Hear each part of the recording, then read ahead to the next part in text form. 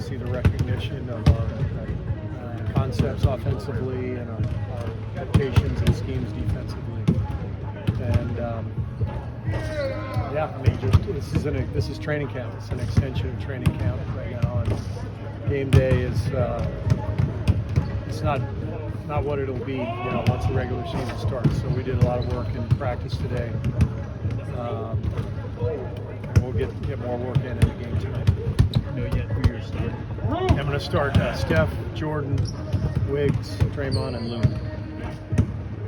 How important are these, even though it's a preseason game, to travel, to have a shoot-around, to have that experience for some of your younger guys, just to kind of get a sense of what it's going to be like? That's great, especially for the young guys. I mean, JK and Moses, for them to feel what game day is like, just the routine.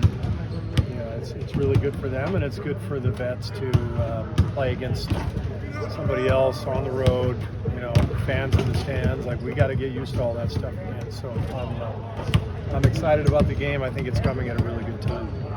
What have you thought about what they brought you guys so far?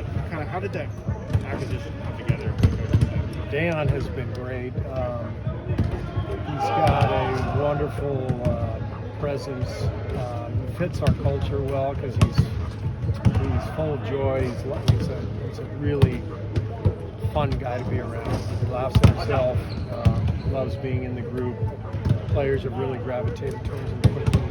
So I'm thrilled that he's here. The way it came about was Kent Lacob told me about him a year ago. Kent had met him while he was scouting in Europe, and Kent started to follow his career as a coach in Serbia. And I remember Kent coming into my office maybe a year ago and saying, "Hey, down the road, if you're interested in a good big man coach, I've met this guy who's really interesting." And so when we decided to make some changes this summer, he was one of the guys on our list. So. And the same thing actually with Jama. Our front office deserves a ton of credit. We're busy playing games and practicing. They're constantly scouting the ranks for not only players but coaches, scouts, people who can help the organization in some way.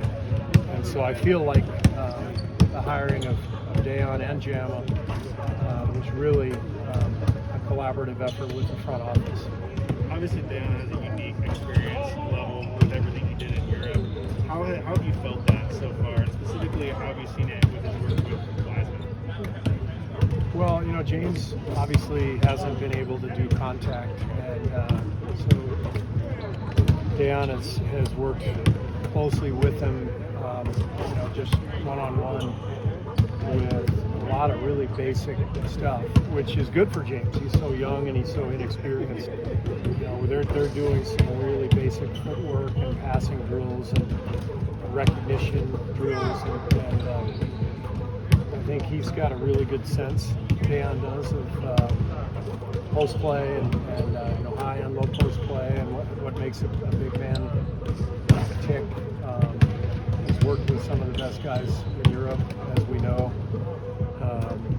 So he's got a really good feel for coaching James. Talking about his experience in Europe, and I know the big guys get on the court a lot younger there. Are the techniques that they're teaching any different? Has he brought anything different in the way that he teaches James? Yeah. I think it's just the sequence of how you build up skills, and there's just a different way of looking at it, and that was part of the idea in bringing him in. Is we wanted some fresh ideas. We're in the NBA together, all of us, and there's a danger of institutionalized thinking if we just stay within our comfort zone all the time. So I love introducing people, coaches, ideas that are outside the box. And Dan's been great with that. So is Kenny. Kenny's an outside the box thinker. So there was a lot of thought that went into the staff changes and what we were looking to add. Are there one or two things that you've seen in the first week of practice that they've brought in that's been different? With Kenny, there's a lot of attention to analytics, detail with the numbers, pairings and trios that have been successful for us in the past, and really trying to figure out why, matching that up with the film. And Jordan and Steph, for example, were actually our best two-man combination last year. And so, we've got a lot of options in terms of how we want to play the preseason, but Kenny immediately brought that number to me and said, let's get these guys out there. And it fits perfectly with what we're trying to do, because we're challenging Jordan to be better defensively. And if you're in the starting lineup, that means you're guarding Damian Lillard or CJ McCollum or one of these all-star guards. And so that dynamic is sort of the way Kenny looks at things, and it's probably a little different from how I've looked at things in the past, and I really welcome that change in perspective. We've seen what Jonathan can do in transition, but you mentioned the other day that he did some driving kicks, maybe in a scrimmage that caught your eye. Did that surprise? I don't know if surprise is the right word. Did that stand out to you at all? That maybe that stands out for sure. Young players, especially young players who are that gifted, who are that powerful and fast, tend to be sort of single-minded in terms of getting to the rim and scoring. And so his recognition of putting it on the floor and immediately getting the ball to the weak side, I mean, that's basketball. The whole game is trying to make the defense shift and make decisions and hold them in and then kick the ball out and swing. Like that's the game. The fact that he's recognizing those concepts already is really great. At this point, most rookies are kind of swimming a little bit on defense still. Where is he a week into this? He's been good defensively. He's very strong.